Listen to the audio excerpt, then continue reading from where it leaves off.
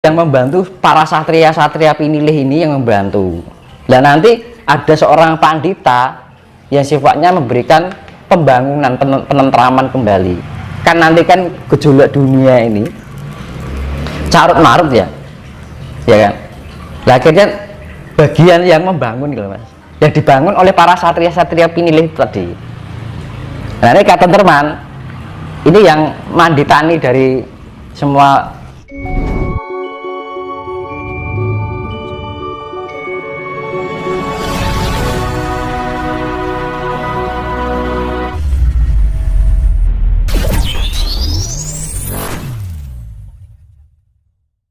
Hati, kalau kita tidak punya apa-apa, akhirnya kita nggak bisa apa-apa, nggak bisa beli ini, nggak bisa beli itu, akhirnya direndahkan orang, akhirnya tercipta individualisme, egois, nggak mau, hanya mencari untung diri sendiri. Lah kasihnya dari sifat individualisme berarti sudah kehilangan kasih kan gitu kan.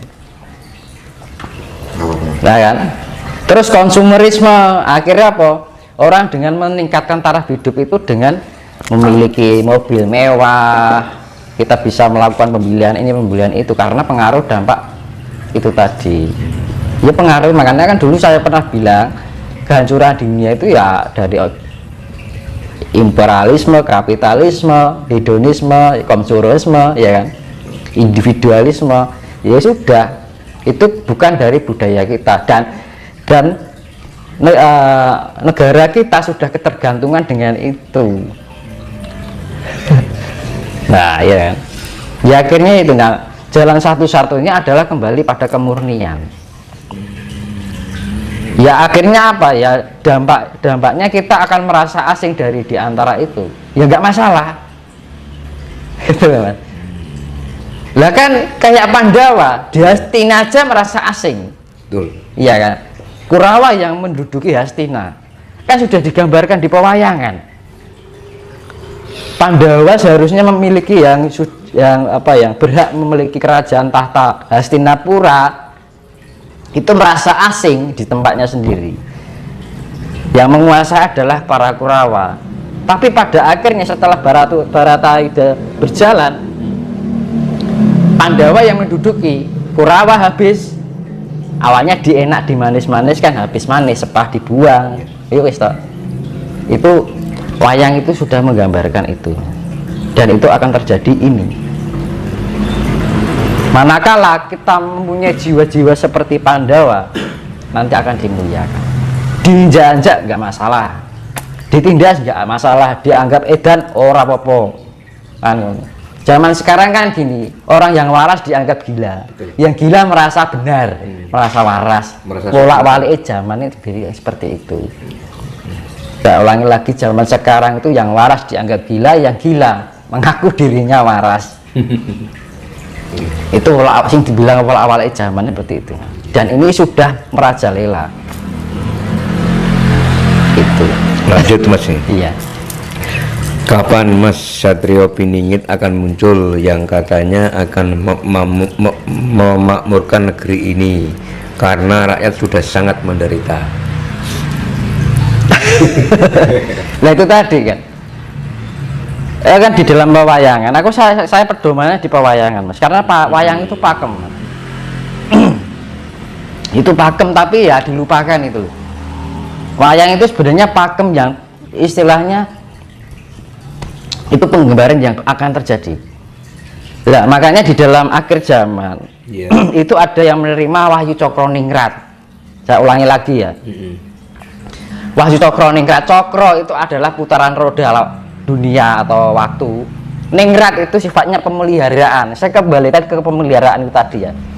Dengan putaran cakar roda ini, ketika roda ini sudah kehidupan di bumi ini mengalami kehancuran, kemiskinan, moralitas, kemanusiaan, nah akan terjadi cokro panggilingan, ya kan? Mulai saya tadi bilang menangi zaman edan ewo hayo ing pangbudi, jantrane jagat wis pinesti ubengi cokro panggilingan, ya kan? Nah, kudu mikane ngerti dat pangeran. Jadi kudu mikane ngerti dat pangeran itu harus bisa merasakan bagaimana sifat ya Tuhan yang sebenarnya, dan harus include di dalam sifat-sifat kita, yaitu kasih. Kembali ini kuno meneh Mas. Iya. Lah, cokro itu adalah putaran roda dunia yang selalu berulang-ulang. Dan ningrat itu sifatnya memelihara, dan kita harus nanti sifatnya nanti golongan yang memelihara ini. Makanya wahyu cokro ningrat terbagi menjadi 3, yaitu wahyu kasatriyan di dalam pewayang itu yang menerima Bima, ya kan? Wahyu katentreman itu yang menerima adalah Kresna dan Semar, ya. Wahyu Pulung Ratu itu yang menerima adalah Arjuna, yang diturunkan ke Parikesit nantinya. Lah, wahyu kasatriyan itu yang diarani satria pinilih lho Mas. Para lead worker, para pencari cahaya gimana? Para pembangun spirit. Satrio pinilih. Pinilih. Itu Satrio, lebih sifatnya banyak. Betul Mas. Satrio pinilih dengan satrio pinilih itu Beda. Kalau bisa dibilang tingkatannya antara satrio pinilih dengan satrio pinilih itu lebih tinggi mana? Pinilih itu kan terpilih, terpanggil. Betul. Ya kayak kita mendapat pencerahan tentang spirit kita, tiba-tiba terbangun spiritnya, kita lebih mendekatkan dengan leluhur dan alam. Itu termasuk golongan satrio pinilih yang jumlahnya banyak. Karena yang menerima satrio wahyu kasatriyan kan namanya wahyu kasatriyan ya. Yang pertama wahyu dari cokroningrat itu satu adalah wahyu kasatriyan. Nah, itu yang menerima Bima. Lah Bima itu sifatnya titisan dari Batara Bayu. Bayu kan angin. Lah angin itu kan melingkupi di bumi ini yang paling banyak kan udara ya. Daripada air, udara kan. Lah udara ini melingkupi sifatnya global. Lah sifatnya merata lah. Dalam arti itu banyak di arti harfiahnya gitu. Lah itu Batara Bayu Bima yang menerima wahyu kasatriyan. Nah itu satria pinilih. Lah wahyu katentreman itu yang menerima adalah Krishna dan Semar. Sifatnya memberikan ketenteraman. Lah Semar sifatnya pamomo. Wisnu sifatnya apa Wisnu? Batara Kresna itu sifatnya ratu. Makanya di dalam pewayangan yang namanya Kresna itu ibarat dalang ya. Jadi memberikan ketenteraman sifatnya. Oh sana ini lah itu. Terus ada Koco Paesan. Oh ini akan terjadi indah sing ngarah ke Pandawa kan. Nah itu. Ya terus yang Semar itu sifatnya pamomong yang jadi pangiling-iling. Jadi sifatnya ngomong. Yang ngomongnya ya kayak gitulah, kayak mau bocah gitulah. Makanya raja-raja para kesatria Pandawa itu kalau ketiban masalah datang kalau nggak ke Batara Sri Krishna, kalau nggak ya ke Semar. Setiap datang itu dia merasakan mendapatkan ketenteraman gitu. Sifatnya pandito Mas. Lah yang ketiga, itu yang singkat tenteraman ya satrio pinilih mau Mas. Lah satrio wahyu kasatrianmu satrio pinilih, wahyu katentreman yang diterima oleh Krishna dan Semar itu adalah satrio piningit. Yang ketiga wahyu Pulung Ratu yang menerima adalah Arjuna. Kan gitu. Lah Arjuna itu kan sifatnya titisannya Batara Indra. Ya. Nah Batara Indra itu banyu, air. Nah air itu sifatnya manitis. Makanya Arjuna mendapatkan wahyu ini yang turun ke cucunya yang namanya Parikesit. Dan biasa ke Ratu Adil. Jadi para lead worker itu yang membantu para satria-satria pinilih ini yang membantu. Dan nanti ada seorang pandita yang sifatnya memberikan pembangunan, penentraman kembali. Kan nanti kan gejolak dunia ini carut marut ya kan. Nah, akhirnya bagian yang membangun gitu Mas, yang dibangun oleh para satria-satria pinilih tadi.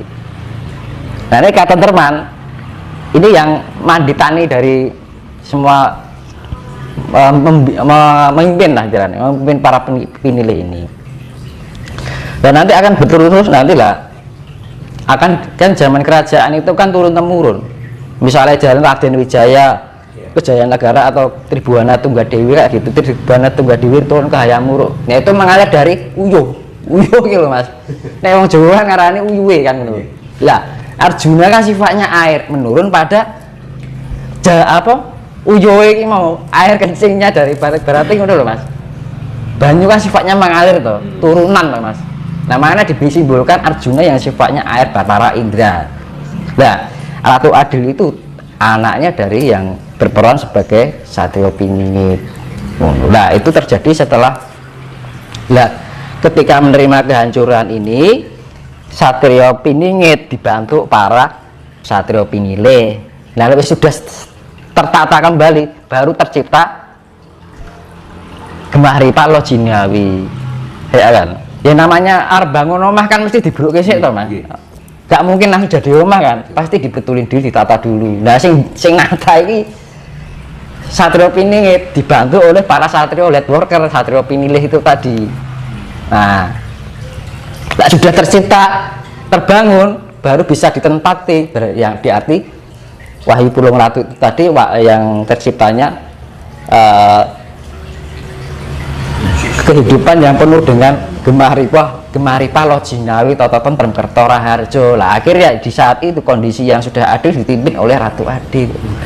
Diarani Wahyu Pulung Ratu, kalau bahasa Jawa nih diarani Jumenengan Ratu. Jumenengan Ratu gitu. Nah itu yang namanya Ratu Adil. Saya ulang kembali, Satrio Pinilih itu ya Satrio itu tadi, Satrio Piningit ya Wahyu Katentreman itu tadi lah, Wahyu Pulung Ratu ya Ratu Adil mau Mas. Oke, Mas. Ya intinya kita itu saling berbagi, saling memberikan tebaran kasih sayang ya kan, saling memberikan manfaat, saling memberikan kelengkapan untuk saling memelihara ya kan. Tujuannya apa? Untuk pemeliharaan ya kan, agar kita bisa terjadi keselarasan di dalam kehidupan di dunia ini, tercipta kedamaian yang harmoni. Kalau sudah kita tercipta kedamaian dan harmoni kan kita enak ya kan, saling mengasihi, saling mengerti, saling menghargai, saling menghormati satu sama lain, hindari sifat yang merendahkan membandingkan dengan yang lain. Tidak ada perbedaan di mata Tuhan, itu kita sama ya kan. Tidak ada yang di atas, tidak di bawah, tidak ada yang istilahnya ya ada titik banding ini itulah, yang mana semua itu kesetaraan. Ya kita sama-sama berbagi, saya juga tidak merasa pintar, yang pada intinya ya enak loh kalau hidup saling berbagi kayak gini kan ya kan, berterima kasih ya kan, pas seduluran ya kan, kekeluargaan, semua itu kan sebenarnya kita adalah hanyalah sebenarnya bagian dari satu yang terpisah-pisah. Nah gitu ya, akhirnya kita satukan kembali menjadi suatu kesatuan yang terwujudkan cinta dan kedamaian. Ya sekali lagi saya ucapkan terima kasih. Kalau ada salah kata dari ucapan saya mohon pangapunten ingkang agung kan gitu. Ibaratnya ya kita serahkan semuanya kehidupan kita pada Sang Maha Agung sambil kita berusaha dan menikmati proses itu. Kehidupan kita kurangi untuk sifat mengeluh dan selalu dalam rasa sifat yang bersyukur. Nah itu terima kasih. Rahayu, Rahayu, Om Swastiastu. Rahayu.